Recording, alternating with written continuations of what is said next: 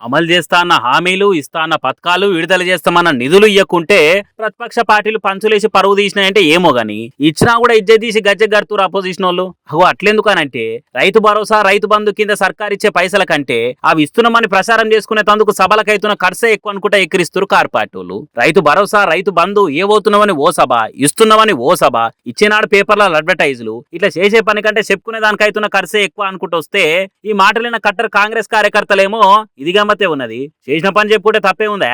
అయినా మీరు సర్కార్లు ఉండగా సభలు పెట్టలేదా? పథకాల మీద పబ్లిసిటీ చేసుకోలేదా?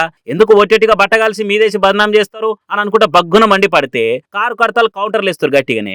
సర్కార్ తరపున రేవంత్ రెడ్డి ఒక్కో సభ పేరు మీద ఎంత చిన్న మీటింగ్ పెట్టినా గానీ ఏం తక్కువ 15 కోట్ల ఖర్చు అవుతున్నది. అవి పబ్లిక్ పైసలే కదా. ఇట్లా ఒకటారేండా ఈ ఒక్క నెలలనే అంటే జూన్ 5 నాడు జడ్చర్ల, జూన్ 6 తారీఖు నాడు కోయడల, జూన్ 8 నాడు మియాపూర్లా, జూన్ 9 నాడు పరేడ్ గ్రౌండ్స్ లా భారీ సభలు పెట్టింది మీ కాంగ్రెస్ సర్కారే కదా అని అనుకుంటే పక్కా లెక్కలతో ఒక్క తీరు అరుచుకుంటున్నారు. వాళ్ళ గవర్నమెంట్ సభను పెట్టి ఎంతసేపు బీఆర్ఎస్ మీద బీపీ తెచ్చుకొని తిట్టుడు, ప్రతిపక్ష లీడర్లను బూతులు తిట్టుడు, ఇవి తప్పితే ఏమున్నది అని అనుకుంటే పింక్ పాటలు కూడా వంకలు పెడుతురు గట్టిగానే. ఏమో మరి ఈ మాటలకు మండిపోయి రేపు వీటి మీద మాట్లాడేందుకు కూడా ఓ సభ సర్కార్ తరపున పెడతారేమో చూడాలిగా.